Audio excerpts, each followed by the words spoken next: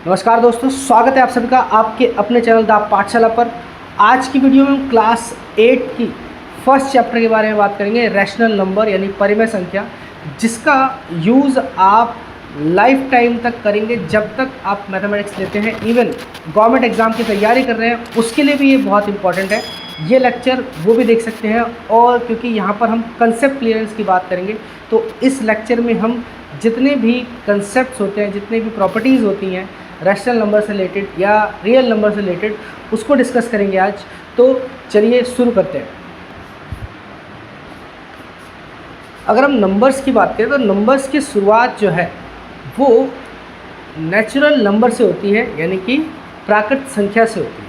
अगर हम प्राकृत संख्या की बात करें तो प्राकृत संख्या जो है हमारी, यानी कि जो फर्स्टली हम पढ़ेंगे आज, वो पढ़ेंगे नेचुरल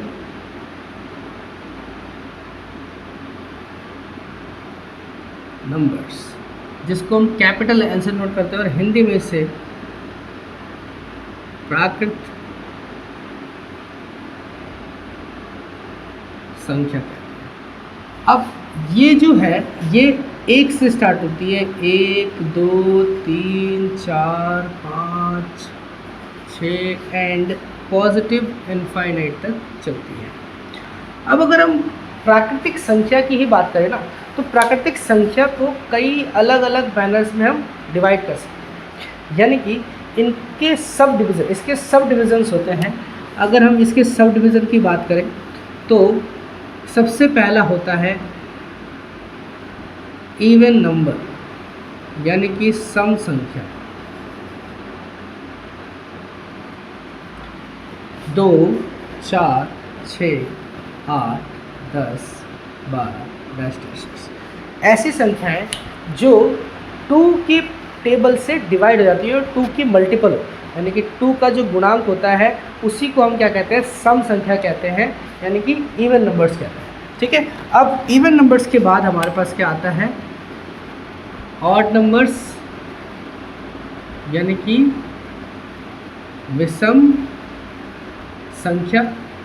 अब जो विषम संख्या होती है वो इवन की उल्टी होती है, यानी कि जो 2 के पहाड़े में ना आती हो उसी को हम क्या कहेंगे, विषम संख्या कहेंगे, यानी कि ऑड नंबर्स हम कहेंगे। ठीक है। अब इस ऑड नंबर के बाद हमारे पास अगला नंबर आता है कंपोजिट नंबर। कंपोजिट नंबर का मतलब होता है भाज्य संख्या। अब ये भाज्य संख्या क्या है?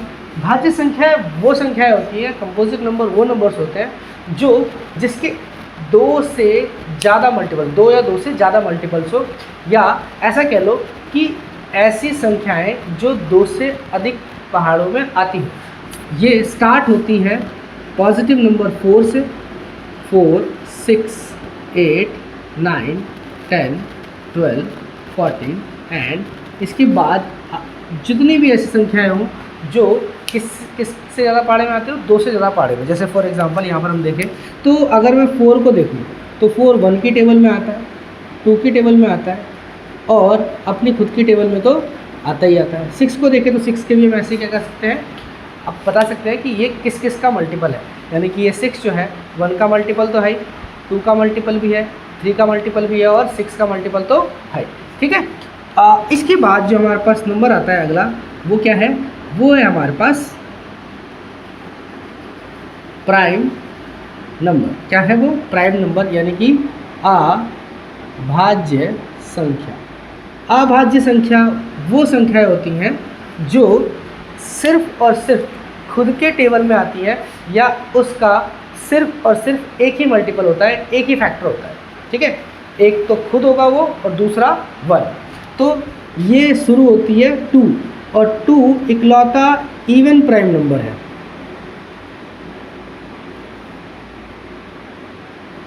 ठीक है। 2 3 5 7 11 13 17 19, इसके बाद और भी बहुत सारी संख्याएं होती हैं। अब आप कमेंट बॉक्स में ये बताएंगे कि 1 से लेकर के 100 तक कितनी प्राइम संख्याएं होती है। ठीक है, या आप ऐसा भी कर सकते हैं कि आप मुझे 1 से 10 तक में कितनी प्राइम संख्याएं होती हैं वो बता सकते हैं, फिर 10 से 20 तक में कितनी प्राइम संख्याएं वो बता सकते हैं, और 20 से 30 तक में कितनी प्राइम संख्या होती है वो बता सकते हैं। तो आपको ये कमेंट में लिखना है। ठीक है, अब आगे बढ़ते हैं। अगला जो इसका डिवीज़न है वो क्या है, वो है हमारे पास को प्राइम नंबर। क्या है, को प्राइम नंबर्स। अब को प्राइम नंबर्स किसे कहते हैं, हम किसे कहेंगे को प्राइम नंबर्स। अब यहाँ पर अगर हम देखें को का मतलब होता है 7। क्या होता है, 7 या 1 से अधिक। 1 से अधिक या 7 का मतलब क्या है कि दो नंबर, पेयर ऑफ नंबर्स जो एक दूसरे की टेबल में ना आते हो या एक दूसरे का फैक्टर ना हो या उनके बीच कोई कॉमन फैक्टर ना हो, तो उसको हम क्या कहते हैं, को प्राइम नंबर्स कहते हैं। और ये एसएससी से लेकर के सभी क्लासेस के लिए बहुत इंपॉर्टेंट है, क्योंकि ये है तो आपका एक छोटा सा कंसेप्ट, लेकिन ये आपके मल्टीप्लिकेशन, डिवीज़न यानी आपके कैलकुलेशन पावर को बढ़ाने में बहुत हेल्प करता है। ठीक है, तो हम देखते हैं इसको। जैसे मान लो मैंने यहाँ पे 4 लिखा और 5 लिखा, तो ना तो 4 5 के टेबल में आता है, ना 5 4 के टेबल में आता है, ना ये दोनों किसी एक कॉमन टेबल में आते हैं। इनका मतलब इसके बीच में कोई कॉमन फैक्टर नहीं होता। उसी तरह से आप 6 और 7 को लिख सकते हैं, या आप 8 और 9 को लिख सकते हैं। इनके बीच में कोई कॉमन फैक्टर नहीं है। तो ऐसी संख्या है जिनके बीच में कोई कॉमन फैक्टर ना हो एक के सिवाय, उसको हम क्या कहते हैं, को प्राइम नंबर कहते हैं, यानी कि हिंदी में सह अभाज्य संख्या कहते हैं। क्या कहते हैं, सह अभाज्य संख्या कहते हैं। ठीक है, समझ रहे हैं आप। देखो अब इसके बाद क्या होता है, ये तो हमारे क्या हो गए, नेचुरल नंबर्स। नेचुरल नंबर को हमने क्या कर दिया, कैटेगराइज कर लिया।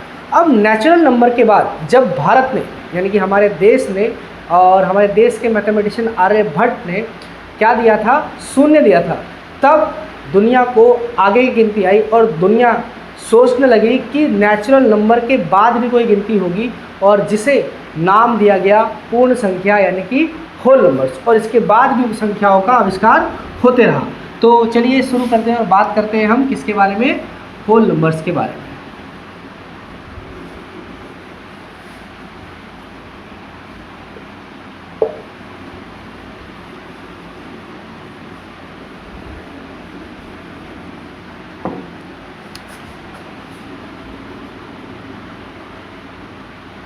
होल नंबर्स, अगर मैं होल नंबर की बात करूँ तो हिंदी में इसे बोलते हैं पूर्ण संख्या। क्या बोलते हैं इसको, हिंदी में पूर्ण संख्या बोलते हैं, और इसको कैपिटल W से डिनोट करते हैं। अब आपने जो अभी देखा था पीछे नेचुरल नंबर, इसमें सारे नेचुरल नंबर आते हैं और साथ ही साथ इसमें एक और डिजिट ऐड होता है। जैसे कि हमने कहा अभी, जब भारत ने शून्य दिया यानी 0 दिया, तब जाके दुनिया वालों को होल नंबर के बारे में पता लगा। ठीक है, तो ये हमारा होता है होल नंबर। इसके सब डिवीजन, जैसे हमने नेचुरल नंबर पढ़ा, अब उसको इसके सब डिवीजन भी मान सकते हैं। ठीक है, अब तीसरे नंबर पे आता है हमारे पास, तीसरे नंबर पे आता है हमारे पास इंटीजर। इंटीजर्स को बोलते हैं हिंदी में हम पूर्णांक। क्या बोलते हैं, पूर्णांक, जिसको हम Z से डिनोट करते हैं। और Z दो तरीके के होते हैं, पॉजिटिव इंटीजर और नेगेटिव इंटीजर। ठीक है, अब ऐसा क्यों कह रहा हूँ मैं, क्योंकि देखो अब ये 0 से राइट साइड जितनी भी चीज़ें लिखूँगा तो ये क्या है, नेचुरल नंबर्स है, और अगर मैं 0 ऐड कर दूँ तो ये होल नंबर है। तो फिर क्या बात रह गई भाई, तो इंटीजर्स किसे कहेंगे। अब जब हमने पॉजिटिव संख्या के साथ साथ नेगेटिव संख्या का भी हमारे पास ज्ञान आ गया, तो हमने उसे क्या कहना शुरू कर दिया, हमने उसे इंटीजर कहना शुरू कर दिया। क्या कहना शुरू कर दिया, इंटीजर कहना शुरू कर दिया। समझ गए आप, इसे कहा हमने इंटीजर, जिसमें शून्य हो और शून्य के दाईं तरफ, शून्य के दाईं तरफ, यानी कि अगर मैं आप इधर से देखें तो आपके दाईं तरफ जो संख्याएं होंगी वो पॉजिटिव इंटीजर होंगी, और जो बाईं तरफ संख्याएं होंगी वो नेगेटिव इंटीजर होंगी। अब इसके बारे में कुछ खास बातें जान लेते हैं, जैसे ज़ीरो। ज़ीरो ना तो पॉजिटिव है और ना ही नेगेटिव है, ये एक न्यूट्रल नंबर है। ठीक है, ये क्या है? एक न्यूट्रल नंबर है। और जब हम ज़ीरो के दाईं ओर जाते हैं तो वैल्यू में क्या होती है? बढ़ोतरी होती है, यानी कि जितनी दाईं साइड आप जाओगे नंबर की वैल्यू उतनी ज़्यादा इंक्रीज होगी, उतनी ज़्यादा होगी। वेयर एज जब आप लेफ्ट हैंड पे आते हो, उल्टा आते हो, तो संख्या जितनी बड़ी दिखाई दे रही होगी ना, उसकी वैल्यू उतनी घट जाएगी, उसकी वैल्यू उतनी क्या हो जाएगी? कम हो जाएगी। ठीक है, जैसे अगर हम एग्जाम्पल के लिए बात करें, जैसे मैंने -4 और -1 में से पूछा आपसे कि कौन सी संख्या बड़ी है, तो आप क्या बोलोगे? -1 बड़ी है। आप इसे कह सकते हो कि ये रहा हमारा मगरमच्छ। अब मगरमच्छ छोटे शिकार की तरफ जाता है या बड़े शिकार की तरफ? तो आप क्या बोलोगे कि मगरमच्छ हमेशा बड़े शिकार की तरफ जाता है। और इस केस में बड़ा शिकार कौन है? -1। क्यों? क्योंकि ये ज़ीरो के नज़दीक है। माइनस में संख्या ज़ीरो के जितनी नज़दीक होगी उतनी बड़ी उसकी क्या होगी? वैल्यू होगी। उतनी बड़ी उसकी क्या होगी? वैल्यू होगी। समझ रहे हैं आप मेरी बात को? और पॉजिटिव साइड में ज़ीरो से जितनी दूर होगी उसकी वैल्यू उतनी बड़ी होगी। फॉर एग्जांपल मैंने यहाँ पे -10 और बॉक्स यहाँ पे 10 बना दिया, तो अब मगरमच्छ कहाँ जाएगा? +10 की तरफ जाएगा। क्यों? क्योंकि ये ज़ीरो के राइट साइड है। ओके, अब अगर हम फोर्थ की बात करें तो फोर्थ में हमारे पास आता है रैशनल नंबर, जो हमारा चैप्टर भी है। ठीक है, रैशनल नंबर्स। रैशनल नंबर को हम हिंदी में परिमेय संख्याएं कहते हैं। क्या कहते हैं? परिमेय संख्याएं। अब ये जो परिमेय संख्याएं है ना, ये है तो देखो यही पॉजिटिव नेगेटिव सभी संख्याओं को मिलाकर एक छोटी सी चीज़ और ऐड कर रही है। यानी कि जब हम स्टेप बाय स्टेप आगे बढ़ते तो क्या करते हैं? ऐड ऑन होती रहती चीज़ें। जैसे आप कभी पहली क्लास में थे तो आपने पहली क्लास में कुछ सीखा था, अब वो सीख लिया, फिर सेकंड क्लास में गए तो सेकंड क्लास में कुछ नया सीखा और पहले का भी सीखा हुआ है। फिर थर्ड क्लास में गए, थर्ड क्लास में जो सेकंड क्लास में सीखा वो भी सीखा हुआ है और थर्ड क्लास में कुछ नया भी सीखा है। ऐसे ऐसे करके हम कुछ धीरे धीरे नया नया ऐड करते रहते हैं। तो हमारा जो रैशनल नंबर है यानी परिमेय संख्या है, ये जस्ट क्या है? सारी संख्याओं को मिलाने के बाद एक और कंसेप्ट या कंडीशन यहाँ पे आ जाती है कि ऐसी संख्याओं को हम p/q की फॉर्म में रिप्रेजेंट कर सकते हैं, जहाँ पर बस q की वैल्यू 0 के बराबर नहीं होनी चाहिए। तो ये सभी संख्याएं क्या होंगी? रैशनल नंबर्स कहलाएंगी। जैसे 0/1, -1/2, 2/3, -2/3। ठीक है, और आप यहाँ पे 4, -4, 5 कुछ भी बोल सकते हो। ये सभी के सभी क्या है? रैशनल नंबर्स हैं। फिफ्थ एक एडिशनल जानकारी देते हैं, वैसे 8th क्लास में अभी ये नहीं है। इरैशनल नंबर, इरैशनल नंबर्स ये आप 9th क्लास में समझोगे और इसको क्या बोलते हैं? अपरिमेय संख्या। क्या बोलेंगे इसको हम? अपरिमेय संख्या। अब जो अपरिमेय संख्या है इसको हम p/q की फॉर्म में रिप्रेजेंट नहीं कर सकते, जैसे √2, √3, पाई। अब इसे p/q की फॉर्म में रिप्रेजेंट क्यों नहीं करते हैं, ये जानने के लिए आप मेरी 9th क्लास की वीडियो का इंतज़ार करें, या 9th क्लास की वीडियो जब आएगी तो उसे ज़रूर देखें। ठीक है, उसका लिंक मैं इस वीडियो के डिस्क्रिप्शन में बाद में डलवा दूँगा। और इसी के साथ हम आगे बढ़ते हैं अपने प्रॉपर्टीज़ के ऊपर, जो हमारे 8th क्लास के फर्स्ट चैप्टर की बुक में है। ओके, सो पहली प्रॉपर्टी हमारी क्या है? क्लोजर प्रॉपर्टी, और इसे हम समवर्तीयता भी कहते हैं। पहले इसे हम एक छोटे से एग्जाम्पल के से समझते हैं। एग्जाम्पल क्या है कि लेट्स सपोज आपके पास एक बैग है। क्या है? आपके पास एक बैग है, उस बैग में क्रिकेट की ग्रीन बॉल रखी है, जो कि आप क्रिकेट जिससे खेलते हैं। अब उस बैग के अंदर मान लेते हैं कि 5 ग्रीन बॉल्स हैं। कितनी ग्रीन बॉल्स हैं? 5 ग्रीन बॉल्स हैं। अब मैंने क्या किया? मैंने एक और ग्रीन बॉल खरीद ली और उस बैग के अंदर ग्रीन बॉल डाल दी। ओके, क्या किया मैंने? एक ग्रीन बॉल खरीदी और एक ग्रीन बॉल उस बैग में डाल दी। अब अगले दिन मैंने क्या किया? मैंने क्रिकेट खेलने आया था, मैच खेलने आया था। मैंने क्या किया? उसमें से एक बॉल निकाली। अब ये बताओ कि उस बैग में से जो बॉल निकलेगी वो किस कलर की होगी? तो वो होगी ग्रीन कलर की। किस कलर की होगी? ग्रीन कलर की। क्यों? क्योंकि ऑलरेडी उसमें 5 ग्रीन कलर के क्या थी? बॉल्स थी, और मैंने एक और बॉल क्या कर दी, उसमें ग्रीन कलर की ही डाल दी, और रिजल्ट क्या मिला मुझे? ग्रीन कलर मिला। क्या मिला?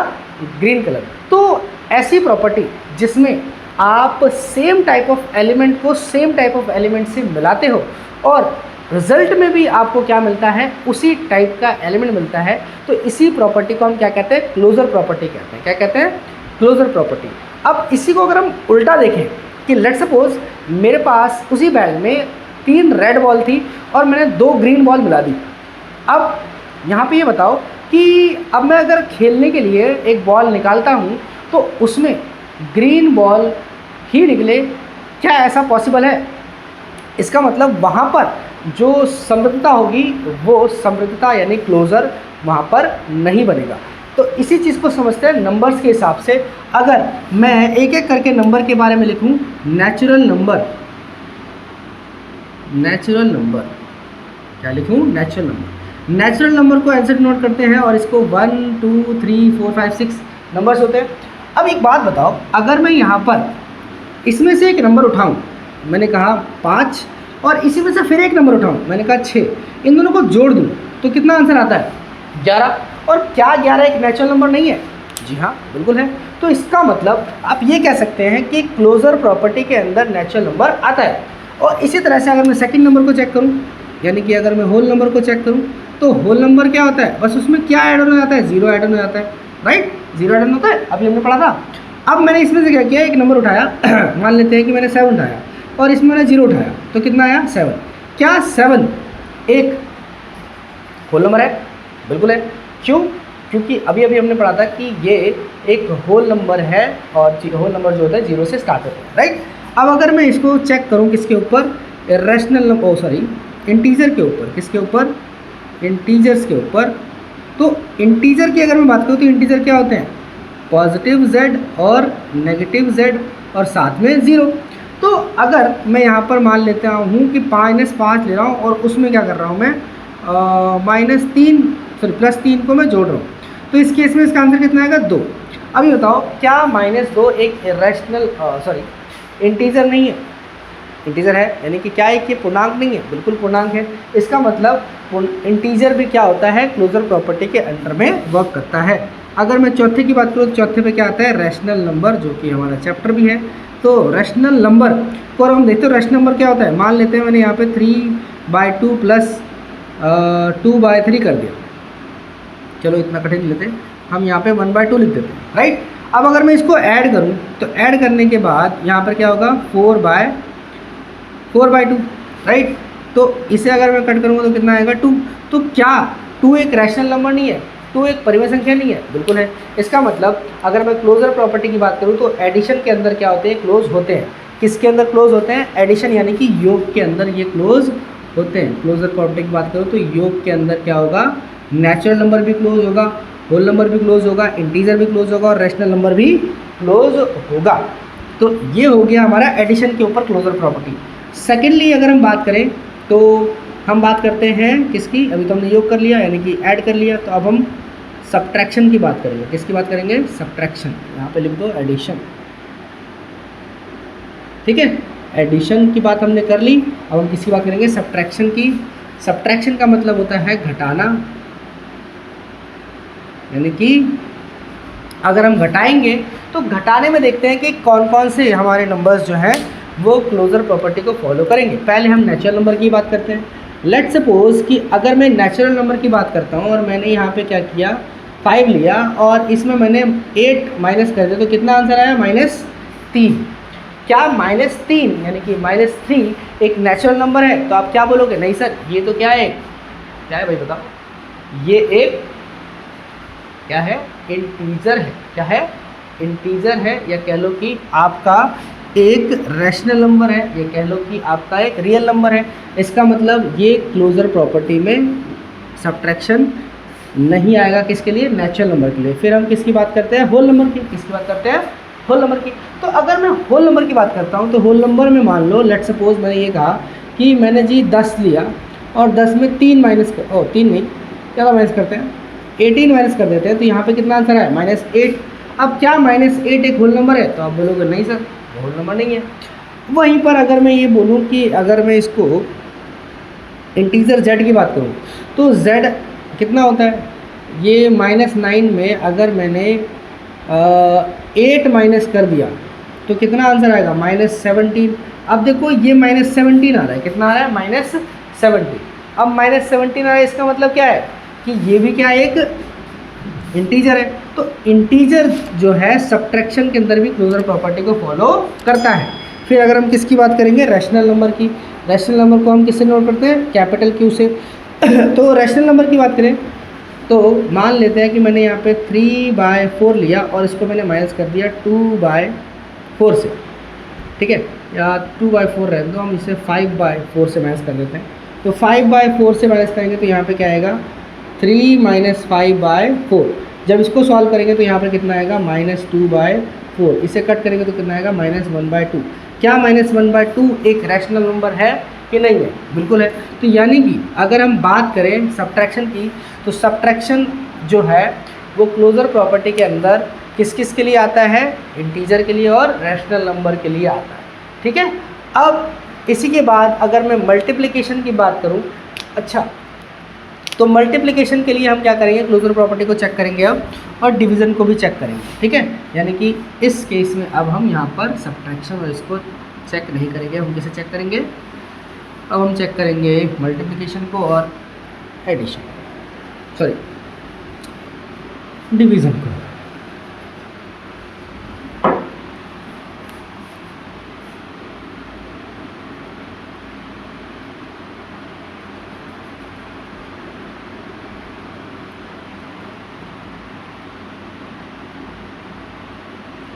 पहले हम नेचुरल नंबर की बात कर लेते हैं, ठीक है, और यहाँ पे करेंगे डिवीज़न।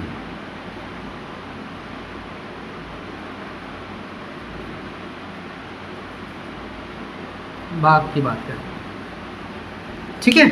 अगर मैं भाग की बात करूं या मल्टीप्लाई की बात करूं तो अगर मैं एक नेचुरल नंबर को यानी कि 2 की मल्टीप्लाई 2 से करता हूं तो कितना आता है? 4। और 4 क्या एक नेचुरल नंबर है। लेकिन अगर मैं यही बोलूं कि 2 की डिवाइड मैं 5 से कर दूं तो क्या एक नेचुरल नंबर दे रहा है? जी बिल्कुल नहीं दे रहा है।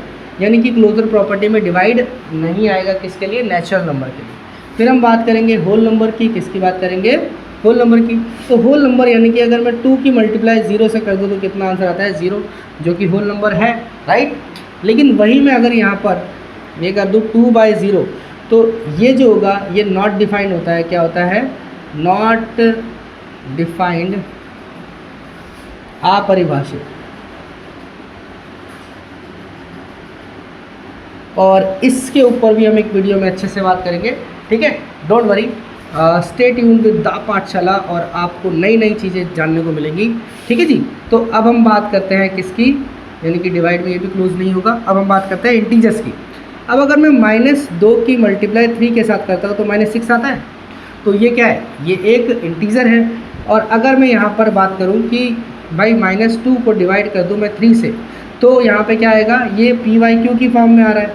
क्या इंटीजर PYQ की फॉर्म में होता है? बिल्कुल नहीं। तो यानी कि ये भी क्लोजर प्रॉपर्टी में नहीं आएगा डिवीज़न के लिए। लेकिन अगर मैं रैशनल नंबर की बात करूँ तो रैशनल नंबर मतलब मान लो कि मैंने यहाँ पे -5 लिख दिया और यहाँ पे 2 लिख दिया तो ये ऑलरेडी एक रैशनल नंबर आंसर है। और अगर मैंने यहाँ पे मान लो कि -3 डिवाइडेड बाय 2 कर दिया, ठीक है, और इसको भी डिवाइड कर दिया मैंने 3/2 से, तो ये जो आंसर आएगा वो कितना होगा? ये ऊपर गया मल्टीप्लाई होकर और ये कट के कितना आ जाएगा? -1। क्या -1 एक रैशनल नंबर है? जी बिल्कुल है। क्या है? ये एक रैशनल नंबर है, ठीक है। तो आप ये कह सकते हैं कि रैशनल नंबर मल्टीप्लिकेशन के लिए भी क्लोजर प्रॉपर्टी में आता है और डिवीज़न के लिए भी क्लोजर प्रॉपर्टी यानी समवृद्धता के अंदर आता है, ठीक है। Hope you guys understand it. अब हम नेक्स्ट प्रॉपर्टी की बात करेंगे, ओके। अगली जो हमारी प्रॉपर्टी है वो है क्रम विनिमयता यानी कि कम्यूटेटिव प्रॉपर्टी। और इस प्रॉपर्टी में हम ये समझेंगे कि अगर मैं पहले A को B में ऐड करता हूँ या B को A में ऐड करता हूँ तो बात एक ही है। फॉर एग्जांपल लेट्स सपोज मैं स्कूल जा रहा हूँ और स्कूल जाते समय मैंने पहले उल्टे पैर में जूते पहन लिए, फिर सीधे पैर में जूते पहने, ठीक है। यूजुअली मैं क्या करता था, पहले सीधे पैर में जूते पहनता था, फिर उल्टे पैर में जूते पहनता था। तो इससे क्या फ़र्क पड़ता है कि मेरे दोनों पैर में जूते आ रहे हैं कि नहीं आ रहे? क्या होगा, इवेंचुअली आपके दोनों पैरों में क्या होंगे, जूते आएंगे, यानी मेरे दोनों पैरों में जूते आएंगे, चाहे मैं लेफ्ट में पहले पहनूँ या राइट में पहले पहनूँ। अंडरस्टूड। तो इसी कंसेप्ट को आगे हम मैथमेटिक्स में कैसे देखते हैं कि अगर मैं एक नेचुरल नंबर को, पहले हम किसकी बात करेंगे, एडिशन की, यानी कि योग की, और योग में हम सबसे पहले किसकी बात करेंगे, नेचुरल नंबर। अगर मैं किसी नेचुरल नंबर, इसका एक बेसिक सा फॉर्मूला ये होता है कि ए में बी जोड़ो या बी में ए जोड़ो, अगर सेम आंसर आ रहा है तो वो कम्यूटेटिव प्रॉपर्टी का हिस्सा है। लेट्स सपोज मैंने कहा कि मैंने पहले 2 को 3 में जोड़ा, अब मैंने 3 को 2 में जोड़ा, क्या अलग अलग बातें हैं? नहीं ना, ये भी 5 देगा और ये भी 5 देगा। तो ऐसी प्रॉपर्टी को हम क्या कहते हैं, कम्यूटेटिव प्रॉपर्टी कहते हैं। अब अगर मैं यहाँ पर इसको सब्ट्रैक्शन की बात करूँ, यानी कि घटाने की बात करूँ, ठीक है। तो घटाने में अगर हम नेचुरल नंबर की बात करें तो यहाँ पर देखो, ए में बी घटाओ या बी में ए घटाओ, ये पॉसिबिलिटीज़ नहीं होती। क्यों? क्योंकि देखो यहाँ पर हम एग्जांपल लेके समझते हैं। मैंने ये कहा कि मैंने 2 में 3 घटा दिया, अब क्या मैं 3 में 2 घटाऊंगा सेम आंसर आएगा? जी बिल्कुल नहीं। यहाँ पे -1 आ रहा है और यहाँ पे +1 आ रहा है, क्या -1 और +1 एक दूसरे के बराबर है? नहीं। तो इसका मतलब अगर हम सब्ट्रैक्ट करते हैं तो सब्ट्रैक्शन में कम्यूटेटिव प्रॉपर्टी फॉलो अप नहीं होती, लेकिन एडिशन में कम्यूटेटिव प्रॉपर्टी फॉलो हो जाती है। किसके लिए? नेचुरल नंबर के लिए। किसके लिए? नेचुरल नंबर के लिए। अगर हम होल नंबर की बात करें तो होल नंबर में भी यही सेम रिजल्ट आएगा। तो हम सीधे बात करते हैं किसकी? इंटीजर्स की। अगर मैं इंटीजर्स पे ये लॉ लगाता हूँ तो लेट्स सपोज मैंने कहा कि -2 में मुझे 3 जोड़ना है या 3 में -2 घटाना है, ठीक है। तो इस केस में क्या होगा? इस केस में यहाँ पर +1 का आंसर आएगा और यहाँ पर भी क्या आएगा? +1 का आंसर आएगा। तो यानी कि एडिशन में तो ये वर्क कर रहा है, लेकिन अगर मैं यहाँ पर ये बोलूँ कि -2 में मुझे 3 घटाना है और 3 में मुझे -2 घटाना है, 3 में मुझे -2 घटाना है, तो क्या होगा? यहाँ तो हो जाएगा माइनस माइनस प्लस, यानी कि -5, और ये माइनस माइनस प्लस, ये कितना हो जाएगा? +5, ठीक है। यहाँ पे देखो साइन का फ़र्क आ गया, जो कि एक दूसरे के बराबर नहीं होंगे। यानी कि अगर हम बात करें कम्यूटेटिव प्रॉपर्टी की तो सब्ट्रैक्शन के लिए ना तो वो नेचुरल नंबर के लिए फिट बैठेगा, ना होल नंबर के लिए, ना ही इंटीजर के लिए। अब हम बात करते हैं किसकी? रैशनल नंबर की। तो लेट्स सपोज मैंने यहाँ पे 2/3 लिया और 2/3 को जोड़ दिया किसमें? 3/2 में। तो क्या होगा? यहाँ पे इसकी मल्टीप्लाई होगी और यहाँ पे इसकी क्रॉस चेयर मल्टीप्लाई बोलते हैं इसको भी हम समझेंगे फ्रैक्शन वाले चैप्टर में, ठीक है। तो यहाँ पर देखो ये क्या हो जाएगा? 3 2 6 और यहाँ पे 2 2 4 और यहाँ पर ये कितना हो रहा है? 3 3 9, यानी कि ये हो गया हमारे पास कितना? 13/6। अब अगर मैं ऐसा करता कि मैं पहले 3/2 को लिखता और 2/3 को बाद में लिखता, तो क्या मेरा अलग आंसर आता? जी बिल्कुल नहीं। मेरा आंसर बिल्कुल यही आता 13/6, यानी कि ये रैशनल नंबर जो है ये एडिशन के अंदर कम्यूटेटिव प्रॉपर्टी को शो कर रहा है। वहीं अगर हम देखें सिंपली रैशनल नंबर को, तो रैशनल नंबर मान लेते हैं यही 3/2 माइनस 2/3, तो इसका आंसर क्या 2/3 माइनस 3/2 के बराबर आएगा? जी बिल्कुल। यहाँ पर देखो एलसीएम तो यहाँ पर 6 आ गया, अब इसकी मल्टीप्लाई इससे और इसकी मल्टीप्लाई इससे, और यहाँ पर क्या होगा? 6, चलो यहाँ पर सेम है, और इसकी मल्टीप्लाई इससे 2 2 4 और इसकी मल्टीप्लाई इससे 3 3 9। अब यहाँ पर जो आंसर मेरा आ रहा है ये आ रहा है पॉजिटिव का 5/6, और यहाँ पर जो मेरा आंसर आ रहा है वो आ रहा है नेगेटिव का 5/6 है। तो देखो ये आपका integer he, sorry rational number he, but इनकी वैल्यू सेम नहीं है। इनकी क्या सेम नहीं है? वैल्यू सेम नहीं है। तो यानी कि ये कम्यूटेटिव प्रॉपर्टी को फॉलो अप नहीं करता। जैसे कि मैंने समझाया कि अगर मैं लेफ़्ट में जूते पहले पहनूँ फिर राइट में पहनूँ, या राइट में पहले पहनूँ लेफ़्ट में बाद में पहनूँ, इवेंचुअली मेरे दोनों पैर में जूते होंगे। लेकिन यहाँ पर क्या हो रहा है? वैल्यू ही बदल जा रही है। वैल्यू क्या हो रही है? वैल्यू यहाँ पर जो है आपको दिख नहीं रहा होगा, तो यहाँ देखिए 5/6 और -5/6, ये वैल्यू ही क्या हो जा रही है? बदल जा रही है, जिसकी वजह से आप ये कह सकते हैं कम्यूटेटिव प्रॉपर्टी को सब्ट्रैक्शन फॉलोअप नहीं लेता, सब्ट्रैक्शन फॉलोअप नहीं लेता, सिर्फ एडिशन ही फॉलोअप लेता है। तो इसी को हम किसके ऊपर डिस्कस करेंगे, अब हम इसको डिस्कस करेंगे अब हम मल्टीप्लाई और डिवाइड, मल्टीप्लाई और डिवाइड, मल्टीप्लाई और डिवाइड पे डिस्कस करेंगे।